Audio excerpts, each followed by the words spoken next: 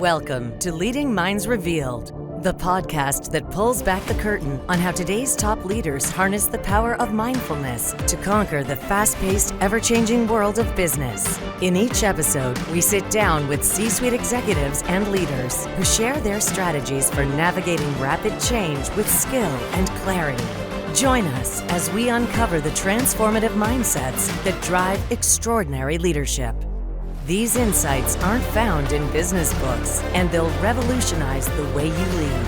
And now, here's your host, Michael Apollo. Hello, everybody. Welcome to another episode of Leading Minds Revealed. In this episode, we're exploring the role of adaptability in helping navigate change, resilience as a skill that requires ongoing practice, and when to stay the course and when to let go in today's rapidly shifting business landscape. My guest today is someone who has spent his career leading in high pressure, high growth financial sectors, first in Canadian consumer finance and now in US small business financing. His leadership journey began in a call center and has since spanned decades of transformation, growth, and reinvention.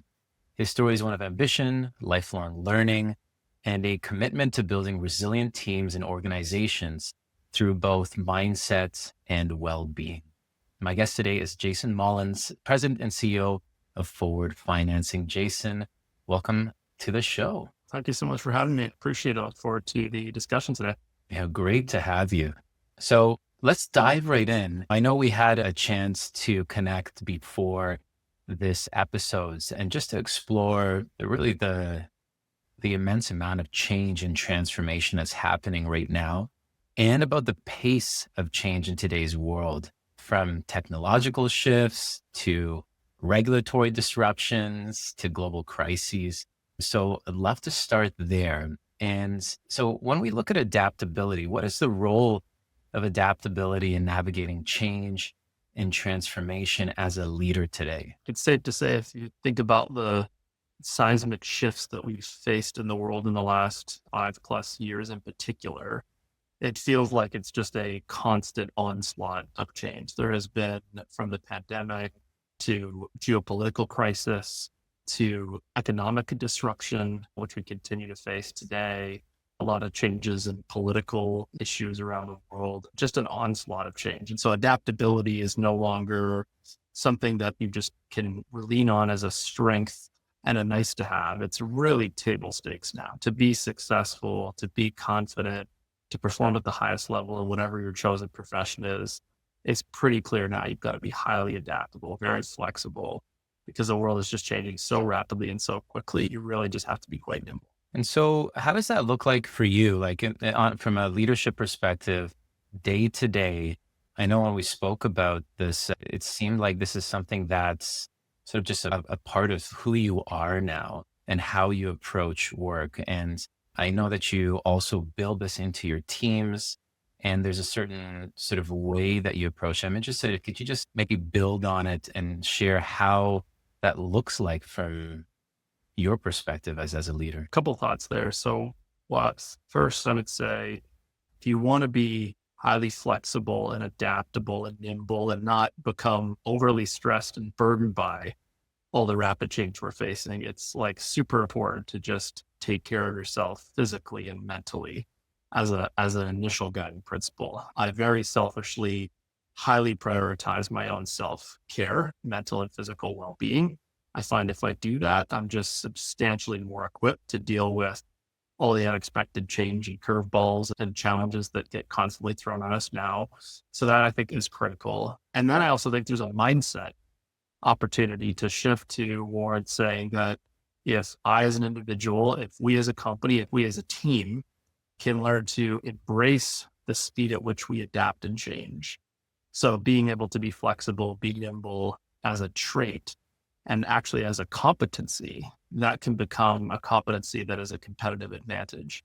Because change is so hard, and because as organizations grow and scale, it gets harder and harder to adapt and change course, the better one individual or company does at learning to be highly adaptable and to change course and respond to the world around us, more likely that could be a competitive advantage and give them a leading edge to win more share and compete in their marketplace. And it's interesting when a lot of leadership from almost an old school perspective talks about this grit and you need to drive through things. And it's portrayed as this, like being a lone gunman, almost a triumphant individual. And it seems like the approach that you're taking is just really seeing yourself as a human and, that you need to take care of yourself. And it's interesting, like, how does your self-care practice, I'm interested to see what does that look like, for example, and how does that actually help you in your mindset to be able to have that sort of nimbleness and to approach things in a way where you can respond to what's showing up, it seems like, rather than getting stuck in a certain way of doing things. Yeah. So I think that it's just about reframing the concept of grit, which I wholeheartedly believe in as a trait or an attribute.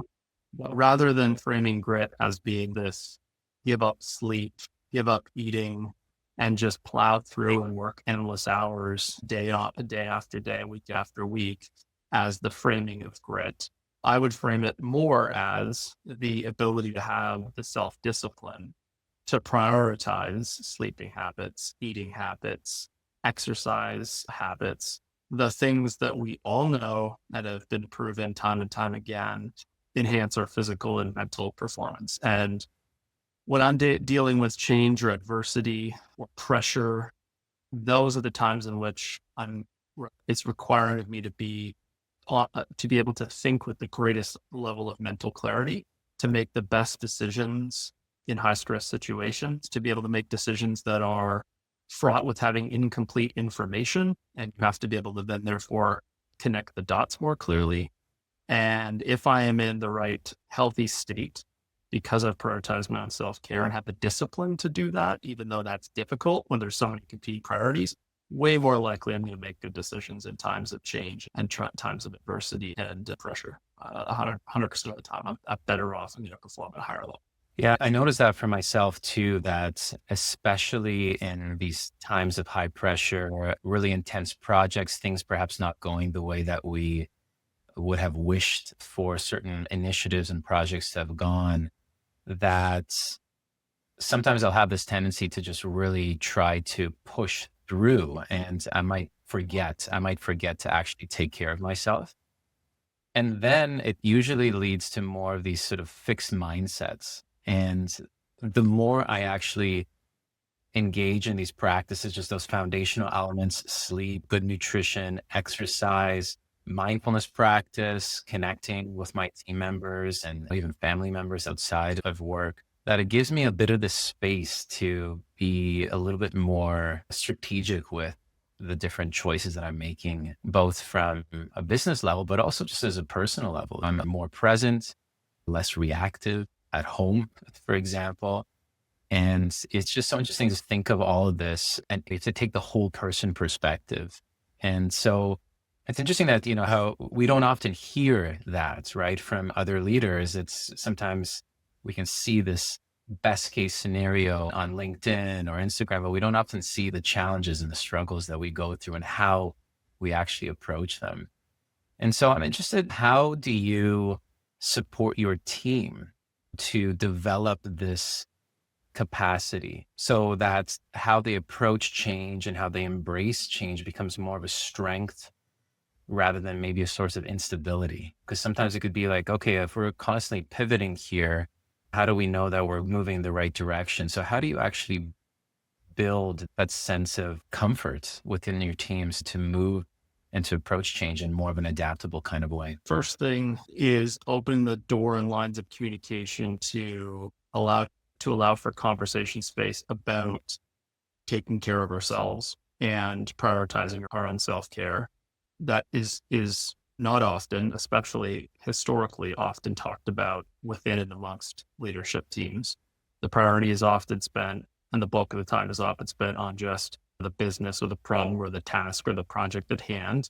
So pausing though to say, hey, how's everybody doing on their self-care? How is everyone feeling about the time and space that's being invested in in their own physical and mental well-being, and just making sure that it's clear that the leadership team in particular, there's an expectation that they prioritize their own self-care. And I always just remind people the reason for that is if you want to be a high performing company, a high growth company, a team that pursues really big, ambitious goals, which inherently means a level of pressure and intensity, you have to be operating in a way that's sustainable.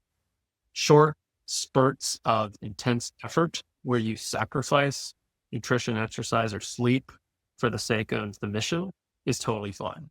But I think those things have to be short periods of intensity. They're not the kinds of things that can be sustainably done for months and years on end. So the question I always ask is, how's everyone feeling about the way we're operating today? And is this sustainable year after year?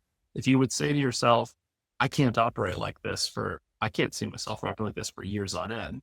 That's okay. Then we've got to repackage, rebuild, rethink how we're all spending our time and our efforts to make sure we can sustain and take care. So that I think is just an open dialogue between leaders and team members.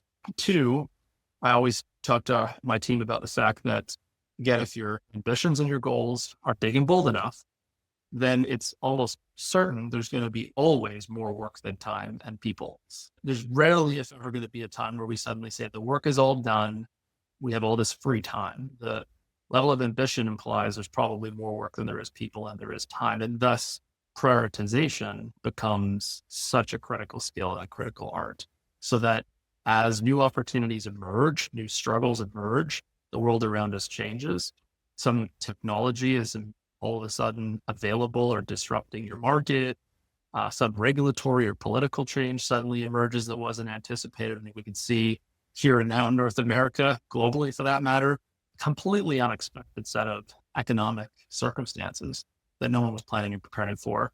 So what are the projects, initiatives, and goals that we have to quickly reset and realign? And if there's a good, rigorous prioritization process, then it can bring order to chaos, and it can bring a sense of control and calm to the project plan and the strategy and the plan for the year, instead of just feeling like we're just constantly changing direction. So a lot of those things are leadership things. They're leadership conversations about self-care and sustainability. They're leadership conversations about priorities and juggling and changing course. So much of being able to get a team to be comfortable adapting to that rapid pace of change is leadership and leadership communication in particular. Yeah, it's fascinating working with so many leaders.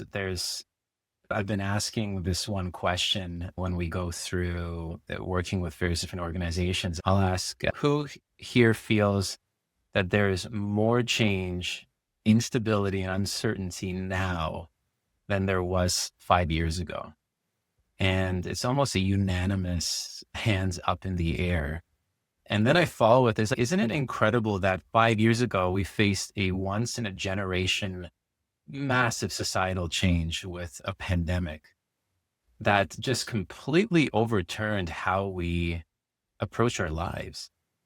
And somehow now there's even more that we're facing, both from a technological perspective, which I think is like a really big one, but also when you look at, of course, those political elements, global economic shifts, geopolitical shifts and changes. It's fascinating, like how much we're holding right now.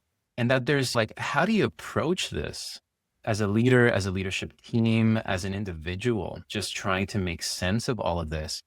And really what I'm hearing from you is that there's no sort of secret way. There's no prescribed approach. It's really focusing on these foundational practices that support you and really reminding yourself around, how am I taking care of myself right now? Checking in.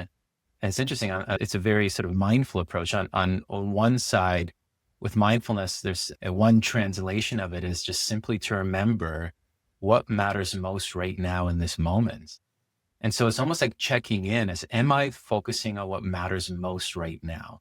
And we have to take care of ourselves before we can take care of others, our organization and all of that. But then also at this time of complexity, it's, where's our focus right now? And are there things that we can do to reprioritize, restructure, And that's a continuous practice. It's almost like now when there's just so many more of these layers that we have to hold on, that we have to grasp new digital platforms, new regulatory changes in our organization, changes in our lives.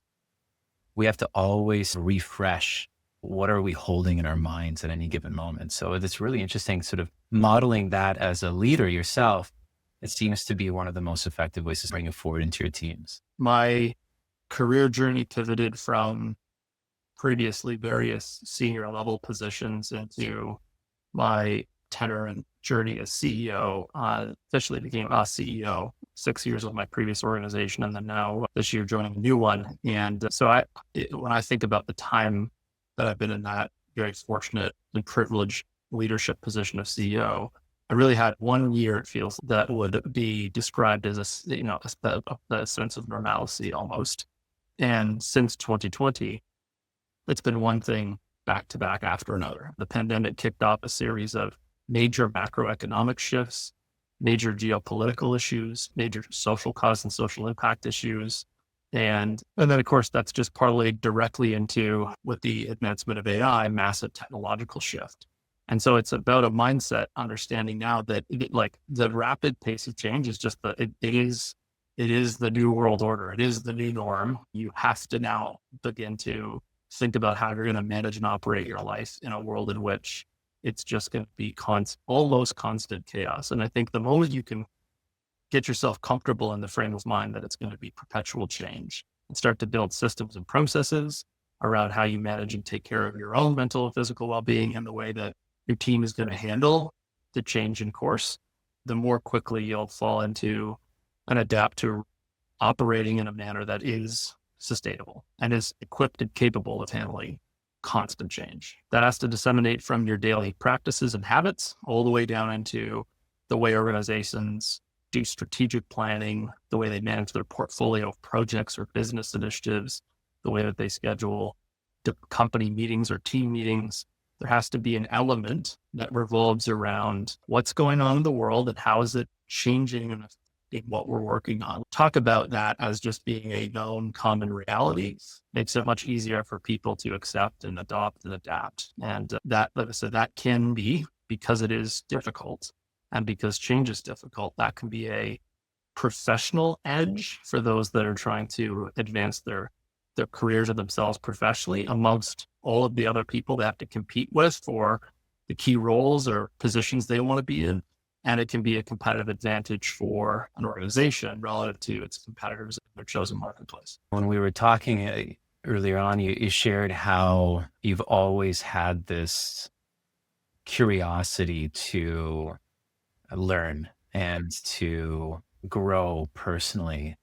How has that sort of evolved over time and influenced you today in terms of how you sort of the information that you feed yourself and how you approach this continuous sort of self-development and self-growth? How has that evolved over the years and influenced how you approach things today? I think, like a lot of people, my preferred source of personal and professional development has evolved as content and technology has changed and evolved. So I've shifted from being a very heavy reader to being a minor reader and heavy podcaster, listening to podcasts. There are a ton that I find are super valuable. So it's a very efficient way to consume content. I've got AirPods in while I'm out for a run. It's on while I've got long drives or car rides that I'm not on the phone. So super efficient way to absorb content. Love listening to conversations about other businesses and other leaders and individuals that are on the pursuit of biohacking or how to perform at the highest level personally. And so I've always had a continuous desire for wanting to learn and absorb and be very curious about how to become a better version of myself. Just the method of delivery of that content has changed over time. And I would say now, with the availability of content, video content, podcasts, like you can consume more of it and a lot more quickly because of how much more efficient it is to consume, especially audio content. My observation or reflection would be that I find a sense of almost rejuvenation and fresh clarity when when I've absorbed a fresh piece of learning and development content. It's almost if I go for a workout at the gym, put the AirPods in and listen to a podcast, then hear a conversation or a case study on a previous business or business leader or something about my own personal development. It completely clears your mind, whatever the issues and challenges are that you're wrestling with at that exact moment, and just listening, absorbing something fresh. And it's amazing how that neurologically clears your mind and then allows you to zero base all of the thoughts swirling around in your head and come at them with fresh perspective. So the content that is fueling and feeding me for personal and professional development, is also almost like another embedded tool in making good decisions and performing at my best, especially in a professional context, because it clears your mind, allows you to think more clearly, and therefore make better decisions, show up better for your team. But I also think from a leadership communication perspective, as a leader, storytelling and providing context and references for your team makes such a big difference in being able to be compelling and credible. And so if I've listened to some content recently and can share examples of when I've heard from other case studies or other business leaders, more top of mind and tip of tongue, I am going to be more compelling as a leader, going to be more convincing, going to be more credible. And that is an important part of leadership, to get people comfortable and confident to want to follow you and take direction, being seen as someone that they can trust and count on to feed and enrich them with good info, which can come from all of these sources of your own personal development, is super helpful. Something that's explored quite a bit right now is this concept of neuroplasticity, and how we can actually we can view our brains as quite malleable, where 10, 15 years ago, even 5 years ago, but more like 10, 15, 20 years ago, it was thought that our brains are quite dead set in the way they are and that they're unchangeable. And there's this concept of like continuously thinking about what are you feeding your mind, and these sort of viewing what nutrients are you feeding your mind. And I think it's so important to consider that, especially if there's so much information right now pulling at our attention, that if we're not intentional with what we're choosing to feed our minds, it's been monetized right now, like Facebook and Instagram, even LinkedIn and others. They've created a multi-billion-dollar economy. It's called the attention economy. It's there to take your attention away from you, away from what you want to focus on. So I can so see the value of that. And it's so interesting from a leadership perspective, how can also, by hearing these stories of other people moving through life, approaching different scenarios in different ways, both from a well-being perspective, a company perspective, leadership perspective, it can also help develop our abilities to engage in storytelling. And I think there's an ancient wisdom to that. Many ancient cultures really passed on their wisdom through storytelling. And I'd love to, there was one, we spoke about this. I know that you love case-based scenarios and studies. And so when we were looking around, when we were discussing this change and how do we approach it, and how we have to continuously adapt and pivot and move as individuals and leaders, we often don't see what usually happens when organizations. We see the end product. People have come to me through some of our conferences going, oh my gosh, this is an amazing conference. Look, this is amazing. It's just here and we're experiencing it, but they don't see just the trials and tribulations we've gone through. And you shared a powerful story about building a new customer acquisition channel and how it took multiple iterations to succeed. And could you just share maybe a bit of that story? Like, what did that look like? And just walk us through that example and what it taught you about leadership, experimentation, and knowing when to pivot, and maybe even just giving a bit of a context of what does that look like over a period of time. In this particular case, the example is, I'm sure, one of many examples that I and we all can probably recall about pursuing some new business initiatives new project, new undertaking, new effort, where it took many rounds and iterations to find the success formula. And in that particular case, we were, as a company, trying to build a new customer acquisition channel, a new delivery channel by which we would provide products and services to customers that was different than the core business channel that we had success in prior. And it went through numerous stages and phases of effectively repetitive misses and failures or underperformance before we got to the right solution. It began with trying to build a new delivery channel by having people within the existing business work on it as a project, which effectively usually means that you ask a bunch of people across the enterprise to work on something, but they also have to continue to do their existing day job. So they're trying to juggle the competing priorities. After some time, months, maybe a year or more, we realized this was not working. We were not getting enough traction. In that particular case, the burden and distraction of the existing business channel and the existing day job everyone had to support the success of that channel took away too much priority and emphasis of their time and attention. So we then said, well, we are going to continue to build this ourselves, organically build it, but we'll just have to staff it with its own dedicated team of resources. We'll build a team and we'll pull people from across the organization and put them on their own dedicated team. They'll be the leaders and members of this new channel. And we tried that for a couple of years and got a little bit of traction, but never really the traction that we wanted and needed. And then ended up deciding and concluding we were best fit to go acquire and buy a business that did that sort of exact mode and a method of delivery, that type of channel expertise. And that when combined with the existing business experience we had after acquisition led to a lot of success. And that was really when we were able to take full advantage of the market opportunity. And that's not to say that had we kept going on trying to build something off the side of people's desks, we might not have gotten there, or that had we continued to try to build it organically with a dedicated team, we might not have gotten there.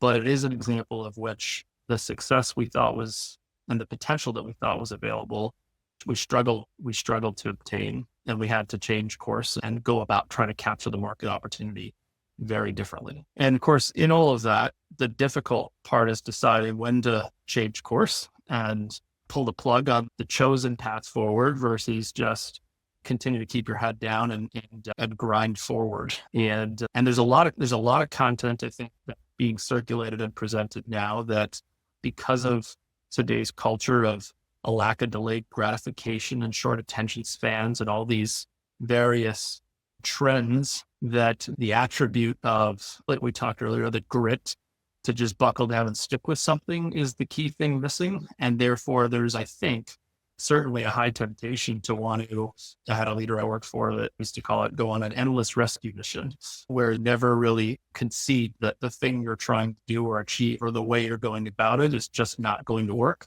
There's a real tension between how long you stay that path and demonstrate the grit and the discipline and the resilience to keep doing something versus, okay, this particular way of going about it is not working and we got to change course and try something new.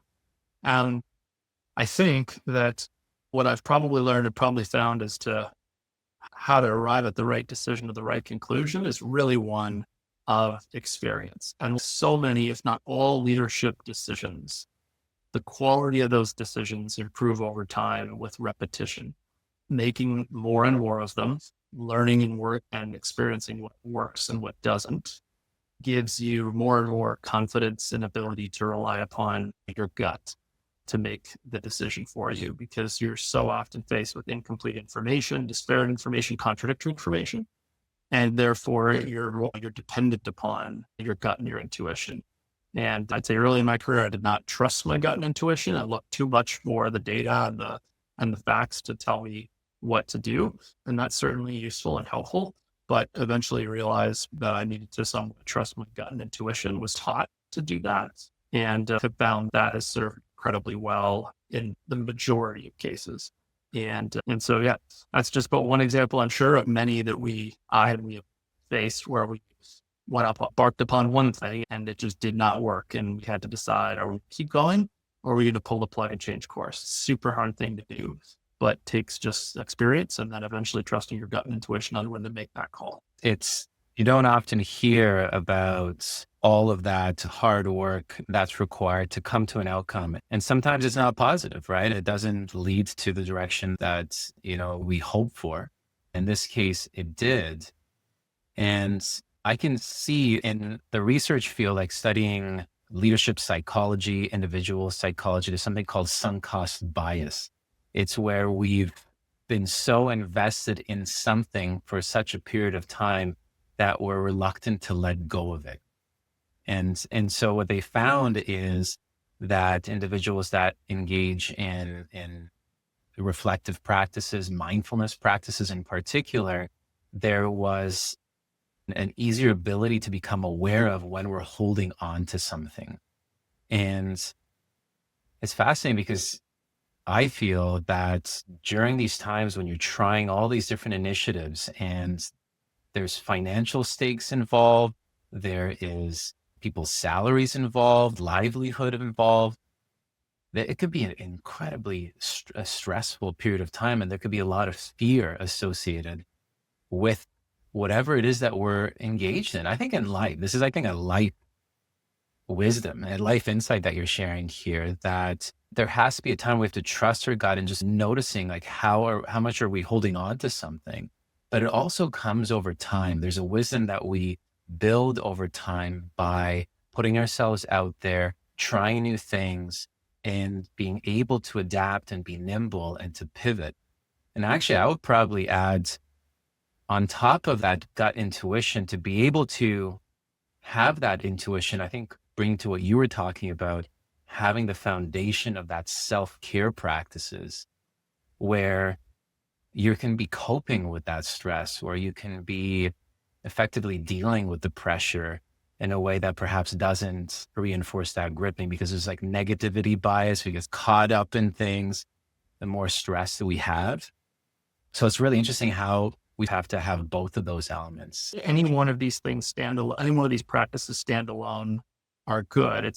But it is the sum of the parts that makes the ability to confidently and comfortably navigate change and uncertainty and potentially pursue a better version of yourselves. Take a look at the component parts that we've already talked about. A degree of discipline to selfishly prioritize self-care and really stay focused on caring for your physical and mental well-being as a way to then be able to show up in a way that's more likely to make you perform better and be at your best and make better decisions.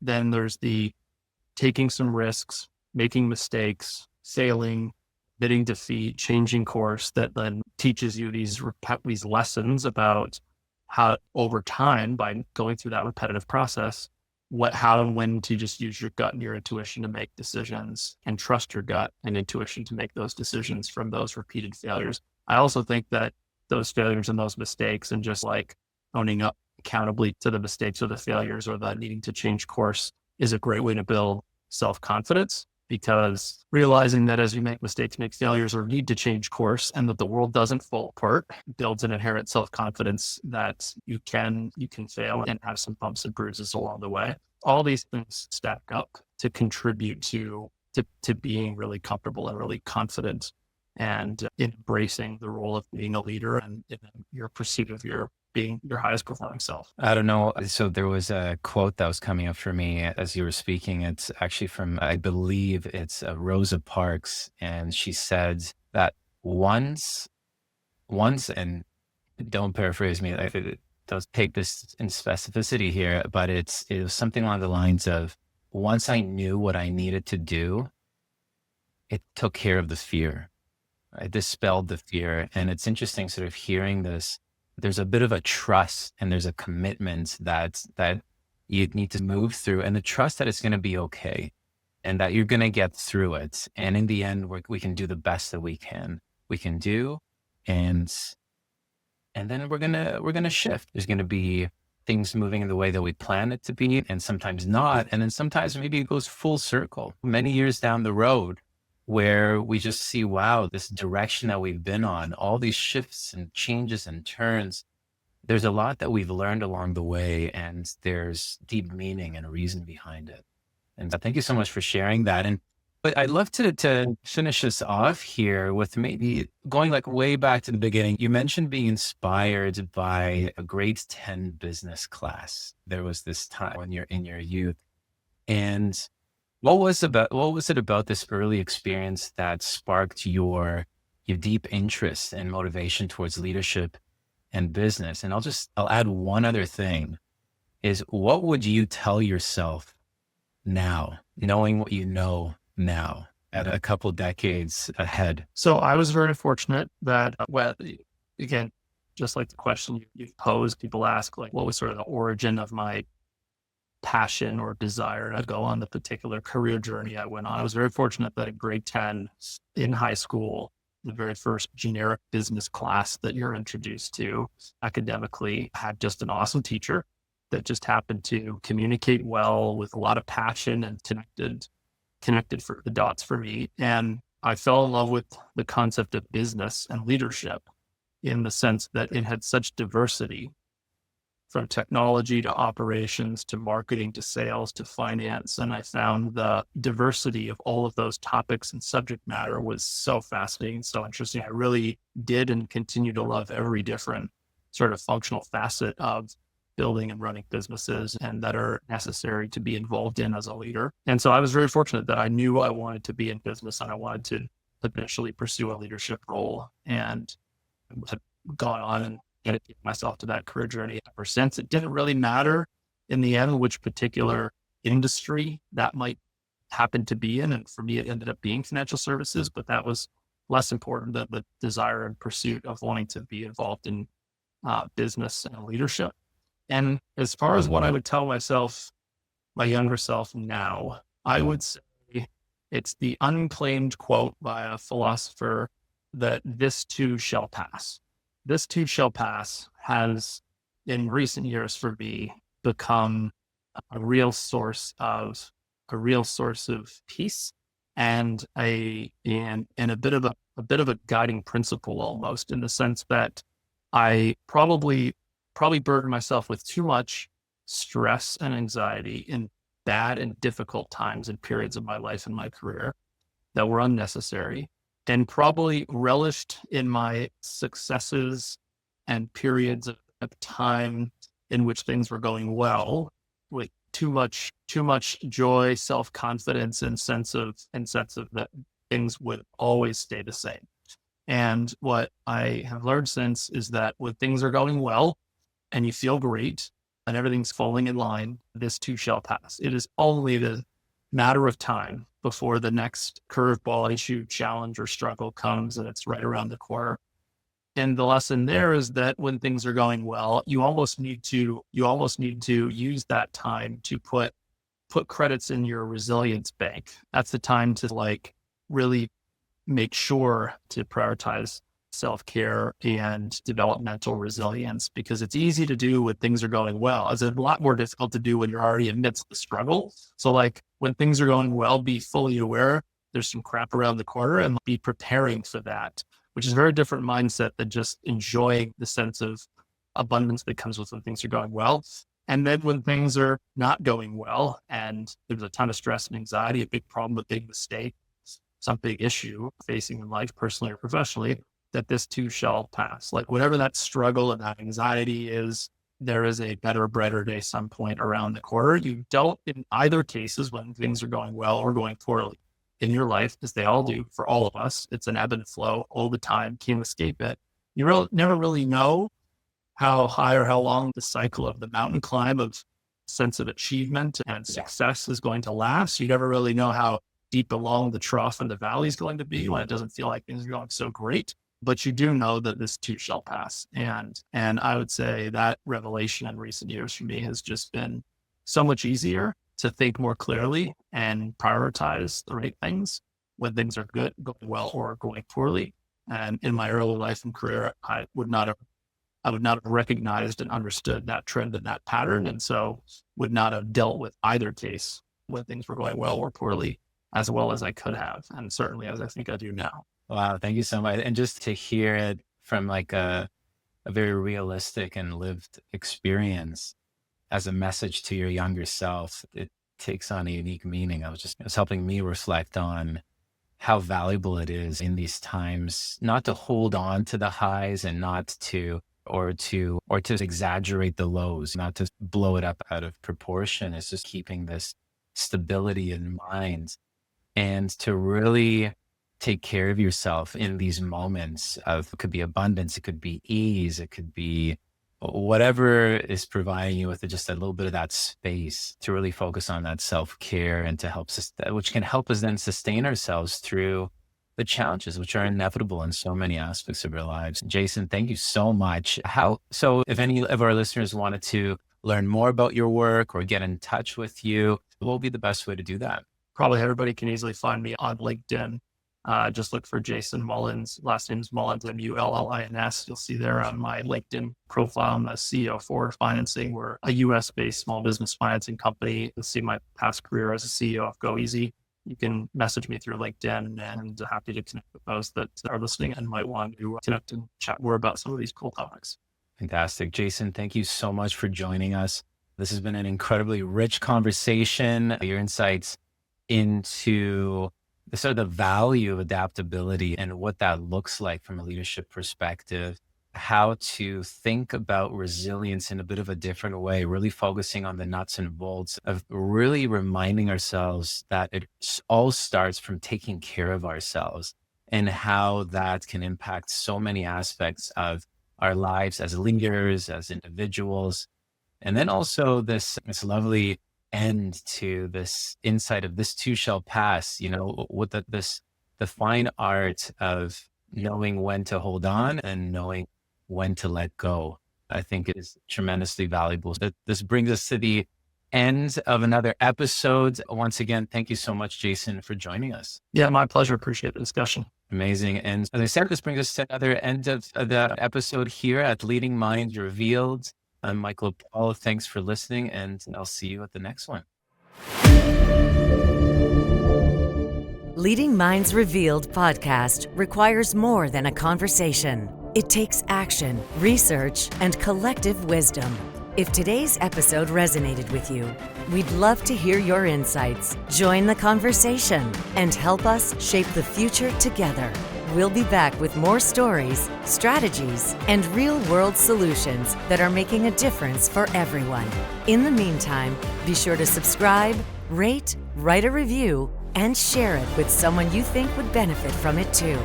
Thanks for listening, and see you on the next episode.